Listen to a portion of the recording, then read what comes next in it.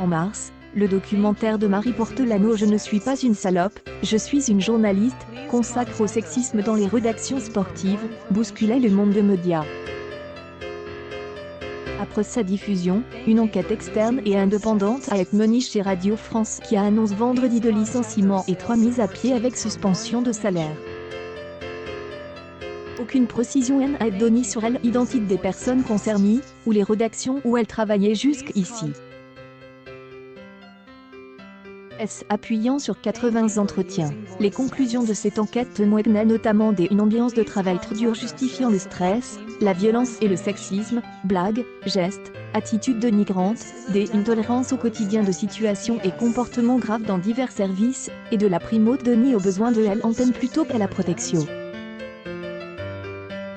L'enquête a donné lieu à 11 procédures disciplinaires qui concernaient notamment France Bleu Pays Basque, et le service des sports, de rédaction mise en cause par la journaliste Améa Cazenave, témoin du documentaire de Marie Portelano.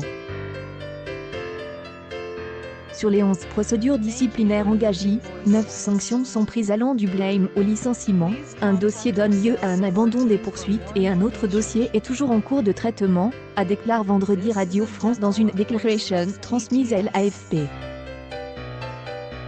De manière précise, 4 blames, 3 mises à pied avec suspension de salaire et de licenciement sont engagées, a-t-elle ajouté. Ces actions s'inscrivent dans la continuité du travail engagé en 2019, et qui va se poursuivre pour mettre en œuvre une tolérance zéro à l'encontre de toute situation de harcèlement sexuel, des agissements sexistes, de discrimination dans l'entreprise, a continué la radio publique.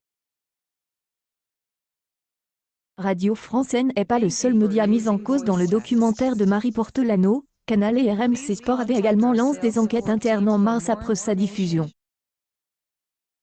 Le chroniqueur vedette du Canal Football Club de Canal, Pierre Men, accuse des agressions sexuelles, était parti de la chaîne Crypti après avoir trouvé un accord financier en juillet, mettant fin à près de 12 ans de collaboration.